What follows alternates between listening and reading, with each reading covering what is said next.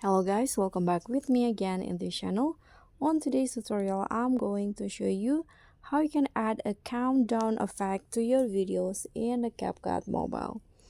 So, after you add your videos or finish your edits, if you want to add this countdown effect, you can just go straight to effects, video effects, and then find the celebration or celebrate category, this one. And if you scroll down, you'll find there are a few options of the countdown effects that you can try to add to your video. So there are two, this countdown and this countdown too. Let's try the first one. So this is the first one and this is the second one. So just like the countdown effect that you think fits your video the best, click on the check icon and this is the result. And thank you so much for watching. Don't forget to like, comment, and subscribe. Also click on thanks. Bye.